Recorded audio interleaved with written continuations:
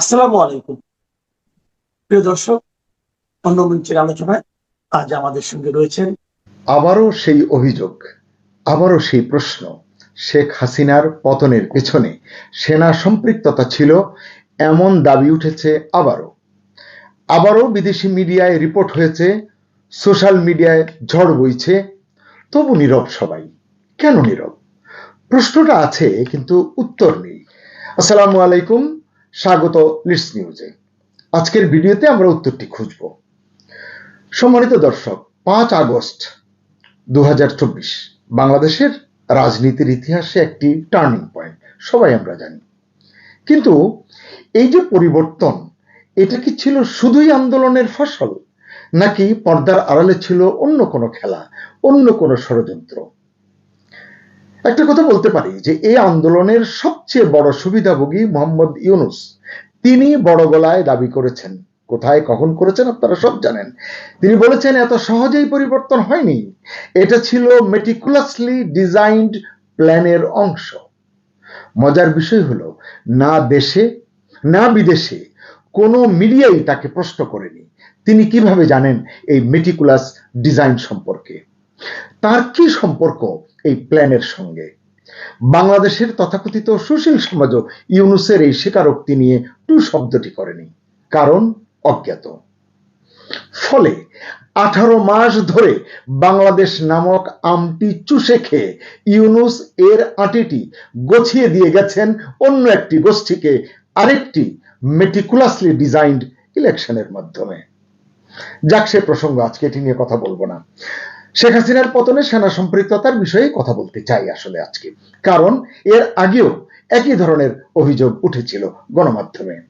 সম্প্রতি ভারতের একটি সংবাদ মাধ্যম নর্থ ইস্ট নিউজ একটি প্রতিবেদনে দাবি করেছে শেখ হাসিনাকে ক্ষমতাচ্যুত করার যে ষড়যন্ত্র ছিল, ষড়যন্ত্র বলছে তারা, এটি ছিল গভীর ষড়যন্ত্র।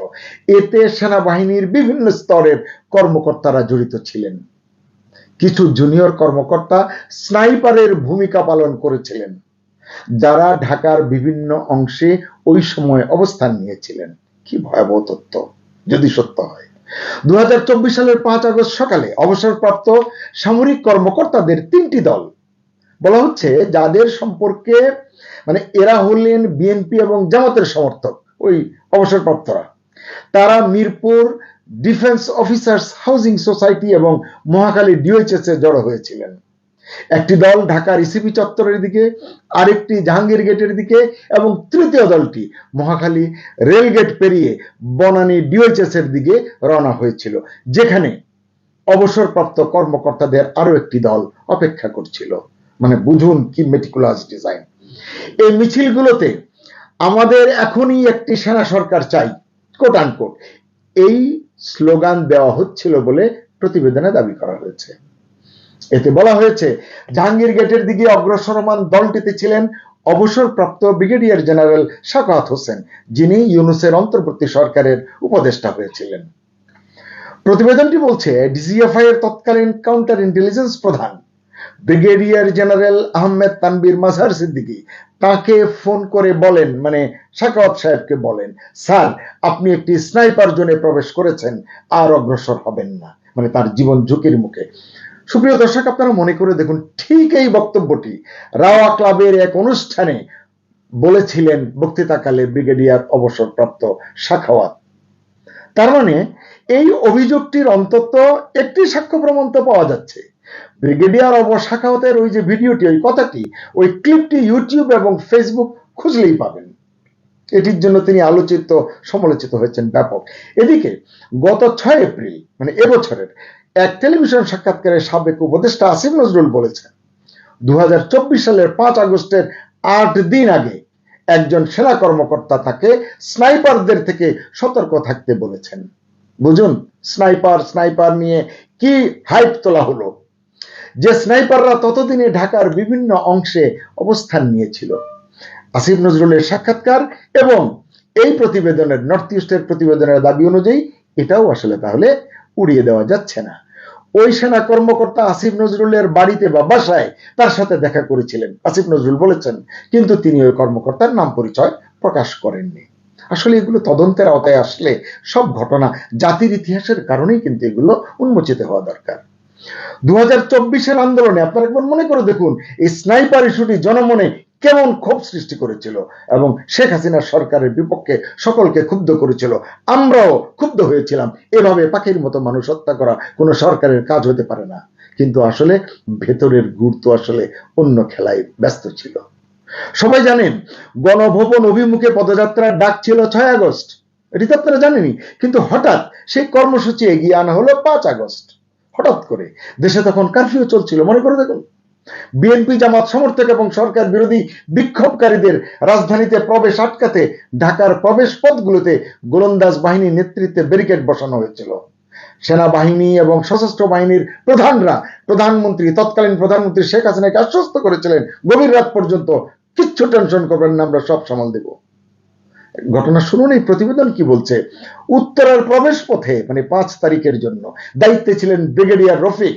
এই প্রতিবেদন বলছে রফিকের অধীনস্থ সৈন্যরা লাউড স্পিকারে ঘোষণা করতে থাকেন, কোট আনকোট, কোনো কারফিউ নেই, আপনারা ঢাকার দিকে এগিয়ে যেতে পারেন। জনতা প্রথমে বিশ্বাস করেনি, আসলে সেনাবাহিনীকে বিশ্বাস করে মরবে নাকি। কিন্তু সেনাদের ক্রমাগত যে স্বাগত জানানোর ভঙ্গিতে তারা শেষ পর্যন্ত আশ্বস্ত হয়ে ঢাকায় প্রবেশ করেন, জনতা প্রবেশ করেন। ইউটিউবের বরাতে একাধিক সূত্রের মাধ্যমে আপনারা এটাও জেনেছেন যে 2024-এর 4 আগস্ট রাতে বিএনপি চেয়ারপারসনের তৎকালীন নিরাপত্তা উপদেষ্টা মেজর জেনারেল অবসরপ্রাপ্ত ফজলে এলাহি আকবর সেনাপ্রধান জেনারেল ওয়াকারুজ্জামানের সাথে যোগাযোগ করেছেন। আসলে বলা হয়েছে তাকে ডাকা হয়েছে, এটি ভিডিও ক্লিপও ইউটিউব ফেসবুকে আছে। আসলে যে তাকে ডেকে পাঠিয়েছিলেন সেনাপ্রধান জেনারেল ওয়াকার, তিনি পারেন কিনা। জেনারেল ওয়াকার পরদিন সকালে 5 আগস্ট মেজর জেনারেল আকবরকে বিএনপি এবং সরকার বিরোধী রাজনৈতিক নেতাদের সেনানিবাসে নিয়ে আসার দায়িত্ব দেন। কিভাবে তিনি দায়িত্ব দেন? তখন তো দেশে একটি নির্বাচিত সরকার রয়েছে, প্রধানমন্ত্রী রয়েছে, তিনি কি করে এই দায়িত্ব পালন করেন? এই প্রশ্নগুলো আসলে অভিযোগ হলে সেটিকে সমূলে বিনাশ করা দরকার, সত্য হলে এর সঠিক বিচার করা দরকার। দেশের প্রতিটি মানুষ কিন্তু সচেতন মানুষ এটি মনে করে। প্রতিবেদনে বলা হয়েছে জেনারেল ওয়াকার 24 জুন সেনাপ্রধানের দায়িত্ব গ্রহণ করার 1 সপ্তাহ পর 1 জুলাই ঢাকা বিশ্ববিদ্যালয়ে কোটা সংস্কার আন্দোলন শুরু হয়। শুরুর দিকে এটি অত্যন্ত নিরীহ এবং একটি নির্দোষ আন্দোলন ছিল, সকলেই এটি স্বীকার করেন। অভিযোগ রয়েছে তৎকালীন ডিজিএফআই মহাপরিচালক মেজর জেনারেল অবসরপ্রাপ্ত হামিদুল হক এবং একদল উচ্চাকাঙ্ক্ষী সেনা কর্মকর্তার নেতৃত্বে এই কোটা আন্দোলনটি পরিচালিত হয়েছিল বা সূচিত হয়েছিল। এর ধারাবাহিকতায় 16 জুলাই রংপুরে এক অজ্ঞাত হামলাকারীর গুলিতে আবু সাইদ নিহত হলে আন্দোলনটি সহিংস হয়ে ওঠে। অর্থাৎ এই হত্যাকে কাজে লাগানো হয়। যদিও এই হত্যা, মৃত্যু এটি নিয়ে নানান কথা আছে, আমি সে আলোচনায় এই প্রতিবেদনে যাচ্ছি না। নর্থ ইস্টের প্রতিবেদন জানাচ্ছে নাহিদ ইসলাম আমাদের নেতা এবং আসিফ মাহমুদ, সজীব ভুঁইয়া সহ বৈষম্য বিরোধী ছাত্র আন্দোলনের নেতারা ওই সময়, সবাই না, কতিপয় ডিজিএফআই এর বেশ কয়েকজন কর্মকর্তার সঙ্গে যোগাযোগ রাখতেন। দর্শক, এই যোগসূত্রকে ইঙ্গিত দেয়। সবচেয়ে চমকপ্রদ তথ্য হলো এর আগে একটি কথা বলি, এই যে যোগসূত্রের কথা বলা হচ্ছে, ডিজিএফআই বা সেনাবাহিনীর কোন সদস্য এটি পারে কিনা। যাই হোক, যে চমকপ্রদ তথ্যের কথা বলছিলাম সেটি হলো ঢাকাস্থ মার্কিন দূতাবাসের কতিপয় কর্মকর্তার সঙ্গেও তাদের যোগাযোগ ছিল। নর্থ ইস্ট লিখেছে কোটা আন্দোলন দমনে বাংলাদেশ পুলিশ রাবার বুলেট এবং পেলেট শট ব্যবহার করেছে। তাদের কাছে স্নাইপার রাইফেল বা 7.62 7.62 মিলিমিটারের ক্যালিবারের বুলেট ছিল না, যে দাবিটি করেছিলেন ইউনূসের প্রথম স্বরাষ্ট্র উপদেষ্টা ব্রিগেডিয়ার অবসরপ্রাপ্ত সাখাওয়াত, যার ফলে পরদিনই তাকে স্বরাষ্ট্র থেকে সরিয়ে নৌ পরিবহনে বসিয়ে দেওয়া হয়। নিশ্চয়ই আপনারা জানেন। প্রতিবেদনে বলা হচ্ছে 2024 সালের 16 জুলাই থেকে 8 আগস্টের মধ্যে অজ্ঞাত হামলাকারীদের দূরপাল্লার গুলিতে শতাধিক ব্যক্তি নিহত হয়েছে।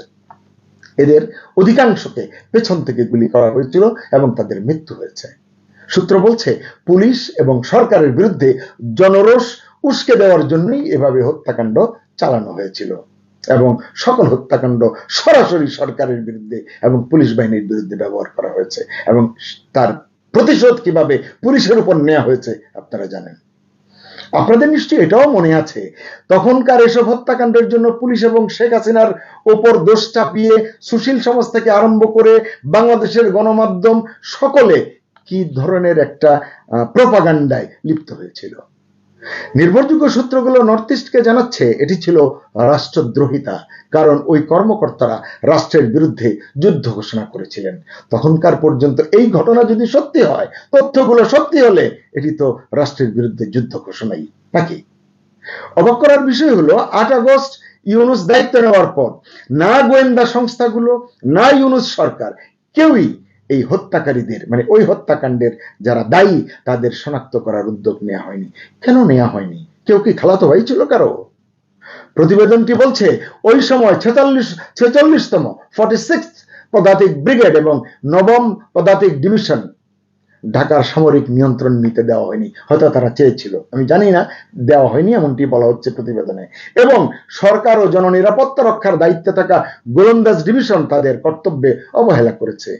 তো এই অবহেলা যদি করে থাকে, যে প্রতিবেদন বলছে একটি দেশপ্রেমিক সরকার মাত্র, দেশপ্রেমিক সেনাবাহিনীর শীর্ষ মানে কর্তৃপক্ষ যারা আছেন তাদের উচিত এই অবহেলা কি আসলে ইচ্ছাকৃত ছিল নাকি নির্দিষ্ট কিছু ব্যক্তির নির্দেশে সংগঠিত ছিল, এটি আসলে উন্মোচন করা, এটি প্রকাশ করা।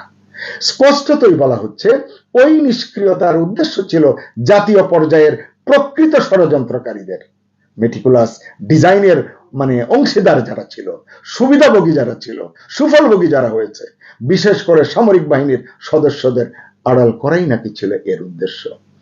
আমরা মনে করি, দেশের সাধারণ মানুষ মনে করে এই জায়গাটিতে হাত দিলেই হয়তো মেটিকুলাস ডিজাইনের শিকড় শুদ্ধ বেরিয়ে আসতো এতদিনে, কিন্তু কে করবে? সুপ্রিয় দর্শক, আপনাদের মনে আছে এর আগে ইন্ডিয়া টুডে একটি বিশ্লেষণধর্মী রিপোর্টেও একই ধরনের ইঙ্গিত দিয়েছিল, সেটি নিয়ে আমরা একটি বিস্তারিত প্রতিবেদন করেছি, লিডস নিউজে দেখে নিতে পারেন। অর্থাৎ এটা নতুন কোনো অভিযোগ নয়, বরং একই অভিযোগ আবার সামনে এসেছে। দেশের ভেতরেও এই আলোচনা থেমে নেই। ফেসবুক, ইউটিউব, চায়ের টেবিল সব জায়গায় একটাই প্রশ্ন, আসলে কি ঘটেছিল 2024-এর ওই আন্দোলনে? কেউ বলছেন পরিকল্পিত পরিবর্তন, কেউ বলছেন জনতার স্বাভাবিক ক্ষোভ। আসলে সত্যটা কি? বারবার অভিযোগ উঠেছে, কিন্তু সংশ্লিষ্ট কেউ মুখ খুলেনি, মুখ খুলছে না।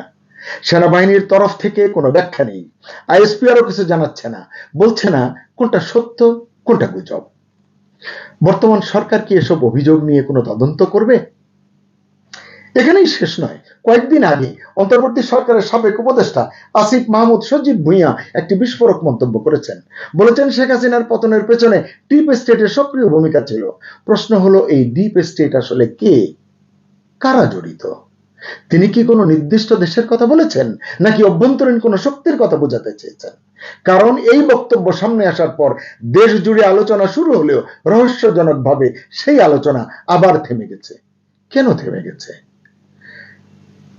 জানেন, রাজনীতির একটা অদ্ভুত নিয়ম আছে, যখন প্রশ্ন বাড়ে আর উত্তর আসে না, মানে প্রশ্ন হতে থাকে কিন্তু উত্তর পাওয়া যায় না, তখন গুজবই হয়ে ওঠে সত্য। বিদেশি মিডিয়া এক গল্প বলছে, দেশের ভেতরে নানান গল্প চলছে, এই দ্বন্দ্বের মধ্যেই তৈরি হচ্ছে নতুন ন্যারেটিভ। কিন্তু আমার প্রশ্ন, এই ন্যারেটিভ কে নিয়ন্ত্রণ করছে? কার ইশারায় দেশের মিডিয়া এবং সুশীলরা চুপ করে আছেন বা চুপ করে থাকেন? লিডস নিউজ বলতে চায়, যদি অভিযোগগুলো ভিত্তিহীন হয় তাহলে স্পষ্ট করে বলা হচ্ছে না কেন? আর যদি সত্যিই এখানে এমন নির্মম সত্য লুকিয়ে থাকে, রাষ্ট্রদ্রোহের মতো ঘটনা যদি থাকে সেনাবাহিনীর বিরুদ্ধে বা কোন শক্তির বিরুদ্ধে, সেটাই বা জনগণের সামনে আসছে না কেন? আইন আদালতের সামনে আনা হচ্ছে না কেন? বারবার একই অভিযোগ, বারবার একই ধরনের নীরবতা, এটা কি কাকতালীয় নাকি এর পেছনে আছে আরো বড় কিছু? দেশের মানুষ জানতে চায় 5 আগস্টের পেছনের আসল গল্পটা কি। গুজব নয়, গল্প নয়, সত্যটা জানতে চায়। দর্শক, আপনার কি মনে হয়, সংশ্লিষ্টরা কি মুখ খুলবেন? অপরাধীরা কি শাস্তির মুখোমুখি হবেন? কমেন্টে জানান আপনার মতামত। ভালো লাগলে ভিডিওটি শেয়ার করুন, চ্যানেলটি সাবস্ক্রাইব করে